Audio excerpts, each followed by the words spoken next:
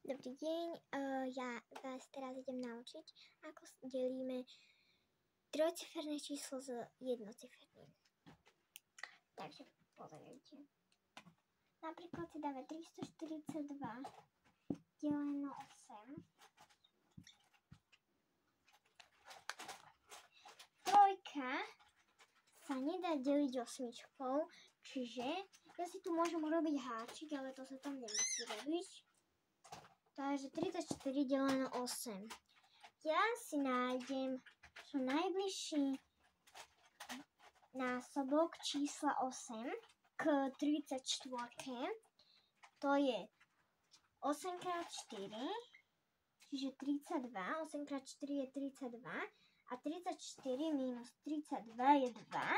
Čiže po 34 pod jednotky čísla 34 píšeme to, čo vlastne nám zostalo zvyšok.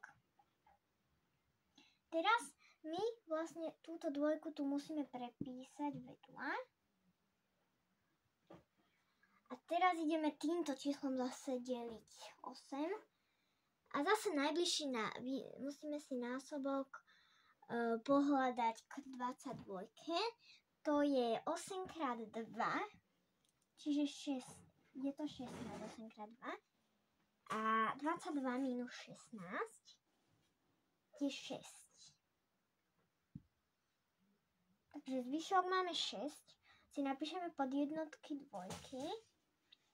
A napíšeme zvyšok 6.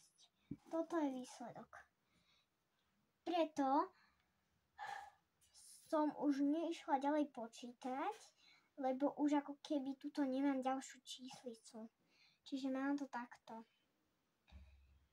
Teraz môžeme dať zase ďalší príklad.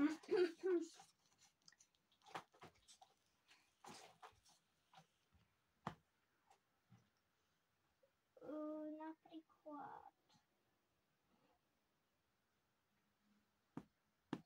458 deleno 3.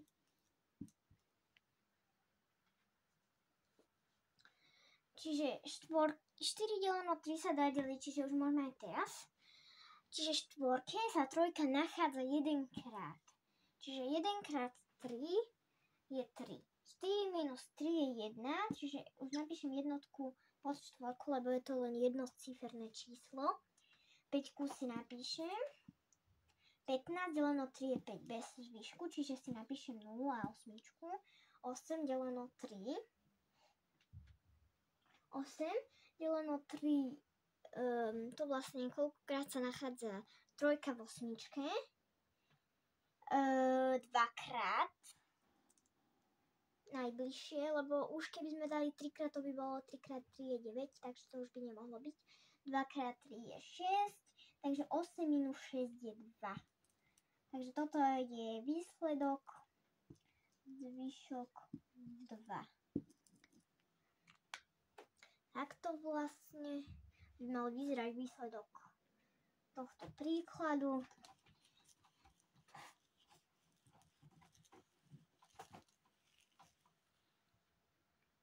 Som rada, že ste si toto video pozreli. Lajkujte ho, lebo ja sa veľmi teším. No. A dúfam, že sa poučíte. Ďakujem. Dovidenia, ahojte.